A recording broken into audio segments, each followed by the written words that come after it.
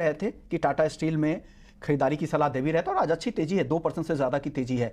मंदार बताइए, मेटल में कुछ पसंद आ रहा है? जेएसडब्ल्यू स्टील, एपीएल अपोलो और टाटा स्टील, इन तीनों में से कहां दांव लगाने की सलाह देंगे आप? विश्वमोहन जी, देखिए मुझे लगता है टाटा स्टील यानी सारे के सारे स्टॉक्स में एक स्विंग ट्रेड तो जरूर बनेगा।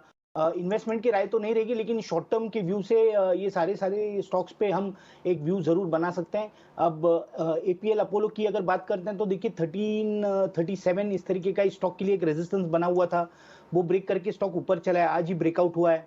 अब आज का क्लोजिंग अगर ये 1337 के लेवल के ऊपर होता है तो ये एक फ्रेश मूव स्टार्ट कर सकता है। तो ऊपर में इसमें 1400 तक 1440 तक का टारगेट बन सकता है। तो ये एक स्टॉक है, लेकिन थोड़ा सा कॉशियस रहना बहुत जरूरी है, क्योंकि अब एपीएल अपोलो का ही चार्ट हम अगर देखते हैं तो 1100 से स्टॉक ये 1350 तक अभी यानी 1340 तक अभी लेटेस्ट में चला है।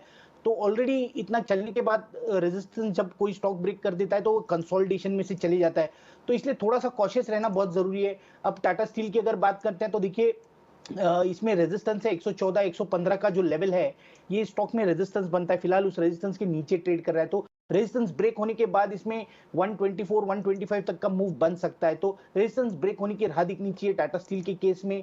अब जेएसडब्ल्यू स्टील भी अगर मैं देखता हूं तो ये भी स्टॉक रेजिस्टेंस के नीचे ट्रेड कर रहा है। इसमें जो रेजिस्टेंस बनता है वो 780 से लेके 785 तक का इसमें रेजिस्टेंस है।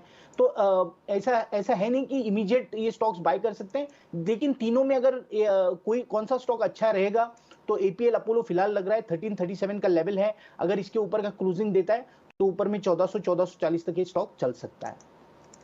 अपोलो ये पर्टिकुलर स्टॉक मंदार को फिलहाल पसंद आ रहा है, पर आज जैसे कि हम देख रहे हैं कि पूरे मेटल पैक की चमक काफ़ी तेज़ है, सभी में खरीदारी देखने को मिल रही है। आप देखिए अपनी स्क्रीन पे JSW steel, Tata steel, Jindal स्टॉ, साथ ही वेदांता, ये सभी काउंटर्स आज तेज़ी दिखा रहे हैं। क्या कुछ इसके पीछे के फैक्टर्स निकल के आ रहे हैं? क्या कुछ खबरें हैं जो कि मेटल काउंटर में तेज़ी को सपोर्ट कर रही हैं?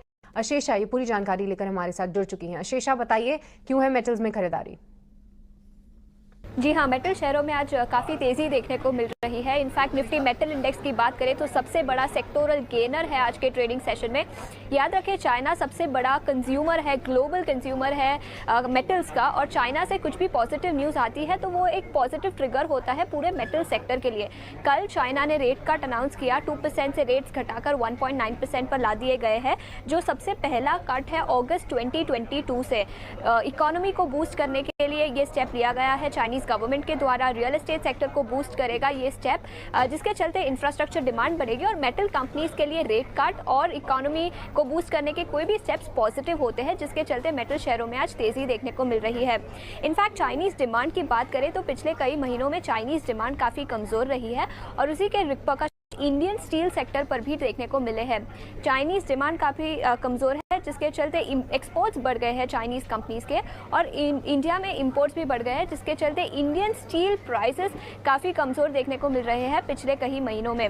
ईयर टू डेट बात करें तो निफ्टी 50 में हमने 3% की तेज़ी देखी है, लेकिन निफ्टी मेटल इंडेक्स 10% से गिरा है ईयर टू डेट बेसिस पर। Rising interest rates, global recessionary concerns कुछ वजह है जिसके चलते metal index Nifty metal index ने अंडर परफॉर्म किया है ईयर टू डेट। आज ऑफ कोर्स अच्छी खबर आती हुई नजर आ रही है चाइना से, जिसके चलते सभी मेटल स्टॉक्स में आज तेजी देखने को मिल रही है। बहुत बहुत शुक्रिया शेषा पूरी जानकारी देने के लिए। आप अगर हम देखें तो निफ्टी के टॉप 10